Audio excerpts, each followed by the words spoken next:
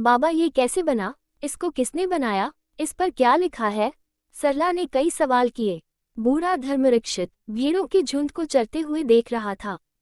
हरी टेकरी झारल के किनारे संध्या के आपत की चादर ओढ़कर नया रंग बदल रही थी।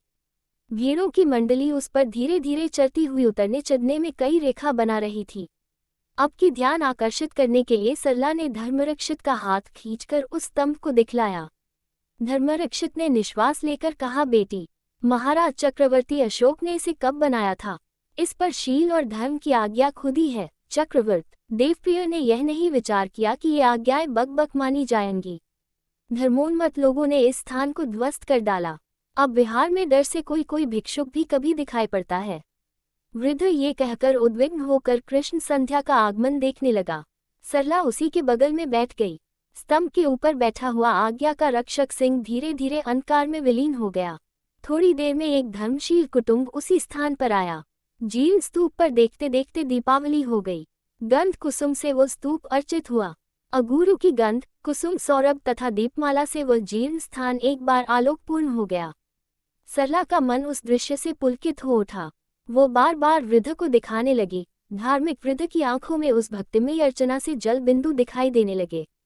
उपासकों में मिलकर धर्मरक्षित और सरला ने भी भरे हुए हृदय से उस स्तूप को भगवान के उद्देश्य से नमस्कार किया।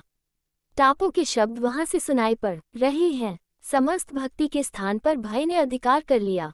सब चकित होकर देखने लगे। उल्काधारी अश्वारोही और हाथों में नंगी तलवार। आकाश के तारों ने भी भय से मुंह छिपा लिया। मेघ मंडली रो रो कर मना करने लगी, किंतु निष्ठुर सैनिकों ने कुछ न सुना। तोड़ ताड़ लूटपाट करके सब पुजारियों को, बुतपस्तों को बांधकर उनके धर्म विरोध का दंड देने के लिए ले चले। सरला भी उन्हीं में थी। धर्मरक्षित ने कहा, सैनिकों, तुम्हारा भी कोई धर्म है? एक ने कहा, सर्वोत्तम इस्लाम धर्म। धर्मरक्षित, क्या उसमें दया की आज्ञा नहीं है? उत्तर न मिला। धर्मरक्षित, क्या जिस धर्म में दया नहीं है उसे भी तुम धर्म कहोगे? एक दूसरा है, क्यों नहीं? दया करना हमारे धर्म में भी है। पैगंबर का हुक्म है। तुम बूढ़े हो, तुम पर दया की जा सकती है। छोड़ दो जी उसको।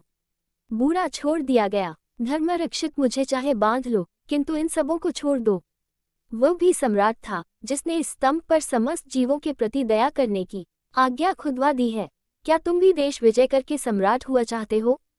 तब दया क्यों नहीं करते? एक बोल उठा, क्या पागल बूढ़े से बकबक कर रहे हो? कोई ऐसी फिक्र करो कि यह किसी बुद्ध की परस्तिश का ऊंचा मीनार तोड़ा जाए। सरला ने कहा, बाबा, हमको ये सब लिए जा रहे हैं। धर्मरक्षित, बेटी, असहाय हूँ। वृद्ध बाहों में बल भी नहीं है। भगवान की करुणा का स्मरण कर। उन्होंने स्वयं कहा है कि संयोग विप्रयोगता। निष्ठुर लोग हिंसा के लिए परिक्रमण करने लगे, किंतु पत्थरों में चिल्लाने की शक्ति नहीं है कि उसे सुनकर वे क्रूर आत्माएं तुष्ट हों। उन्हें नीरव रोने में भी असमर्थ देखकर मेघ बरसने लगे। चपला चमकने लगी। भीषण गर्जन होने लगा। छिपने के लिए वे निष्ठुर भी स्थान खोजने लगे। अकस्मात एक भीषण गर्जन और तीव्र आलोक, साथ ही धमाका हुआ। चक्रवर्ती का स्तंभ अपने सामने ये दृश्य न देख सका। अश्निपात से खंड खंड होकर गिर पड़ा। कोई किसी का बंदी न रहा।